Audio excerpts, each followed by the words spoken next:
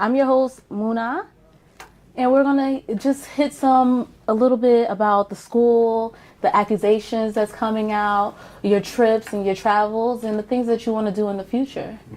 So, are you ready for Africa tomorrow? Yes, ma'am. I'm ready for Africa. Very much looking forward to it. It'll be my second group trip to the continent. We went last year to Morocco and Ghana. Took about 40 brothers and sisters with us. Most of them, it was their first time being back home. Enjoyed it so much, I decided to do it again.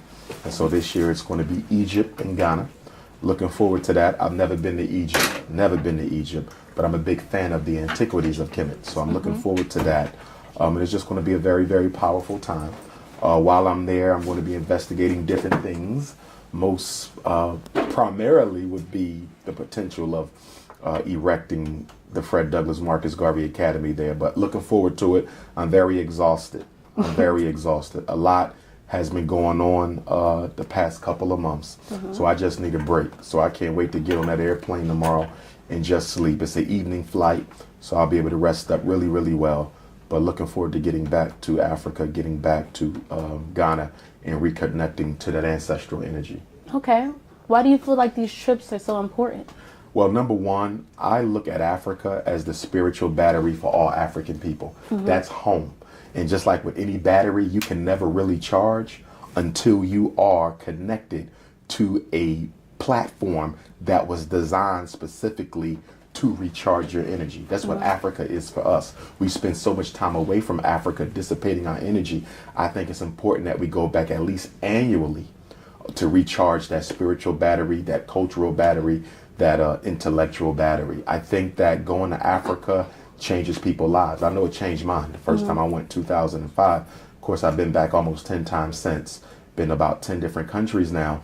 And it just does a whole lot for me to put me back into perspective, reconnect me to my roots. I think for me, it's a matter of life and death. I don't think I can stay away from Africa for more than 2 or 3 years at a time. It's that essential to who I am. Wow, that's deep. What is the Pan-African Research and Repatriation Task Force? The Pan-African Research and Repatriation Task Force is a part of Team Pan-African. Now, Team Pan-African is the nickname for an organization I started back on September the 21st, 2005. The International Movement for the Independence and Protection of African People. That's an organization I started to bring Africans together all around the world and to create a political, economic, Pan-African platform upon which we can rise ourselves up from. So it's based on the philosophies of not only the greatest Pan-Africanists of all time, the Honorable Marcus Messiah Garvey, but all the fathers and mothers of Pan-Africanism. IMIPAP, Team Pan-African, is my way of completing the task of creating that revolutionary Pan-African international solidarity movement for our people. So with the task force, we're going to be researching which countries in Africa would be most suitable for our return. For those of us who want to come back to Africa, let's put all the countries in order in terms of viability for us being able to get there and get started. Of course, all countries in Africa are prime target for repatriation. Some are more conducive to Africans coming home. Ghana, obviously, with its Pan-African heritage. Liberia, obviously, because of its Pan-African heritage.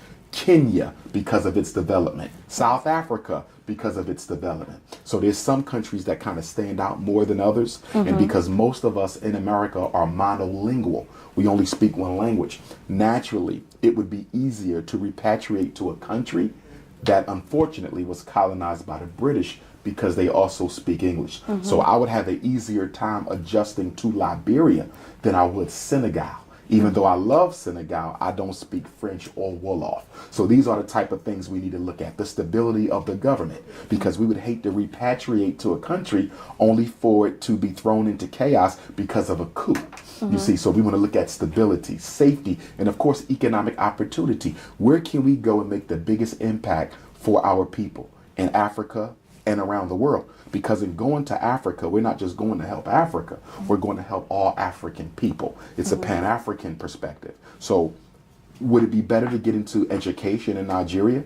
Maybe in Liberia, it might be better to get into farming. Maybe in Kenya, it might be better to get into government. So we got to do a study on that. So that's the investigation part, the research part, and then the repatriation is actually beginning to put together a plan, a protocol of taking brothers and sisters who are ready to go home from America back to Africa with some supports, because you just can't pack up and go. You got to have a plan when you get there, and we want to be a benefit to African society, not a detriment. So that's something that I'm really going to be moving on over the next couple months. So do you believe that the people who go back are going to be a part of the program, or are you just bringing them back and then they're doing their own thing? It will be both. Okay. Because we want to give them the independence to utilize whatever goals and dreams and talents that they have. So we don't want to dictate. We don't want it to be cultish, so to speak. But at the same time, they will be obligated to Team Pan-African, and they will be obligated to give back to the African country where they live. We want to make sure we don't become parasitic to Africa. A lot of Western-born, Americanized Africans go back home and we become parasitic, meaning we go and we extract. We take, just like the European does. So I go to Africa, I become a millionaire. Yeah. But what have you done for Africa?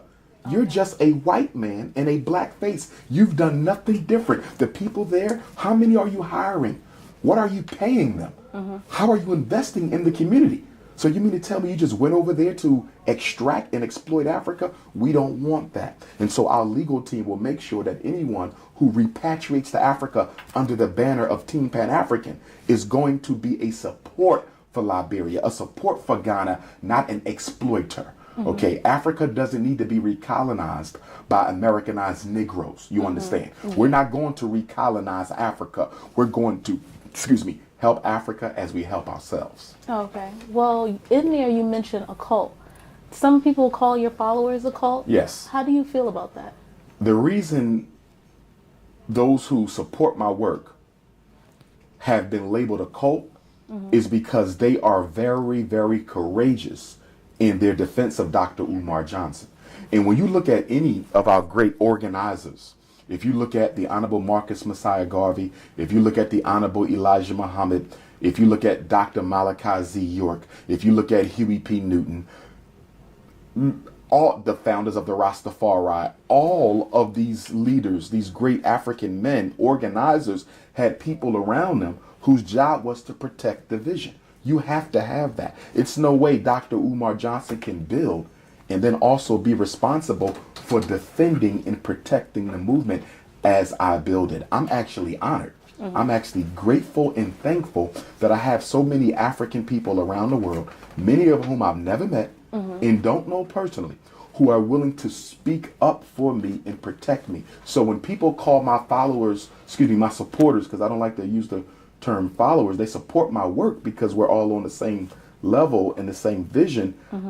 I'm blessed to have that, because it could very well be the opposite, where I don't have people who support me. And I think those detractors, those jealous people, those envious people who are out there in the community who are praying for my downfall, they are upset that so many people support Dr. Umar Johnson and his vision so much that they are willing, to risk their own safety, if you would, to protect what I'm trying to do, because it's not about me. They're not protecting Umar Johnson. I'm just the vessel.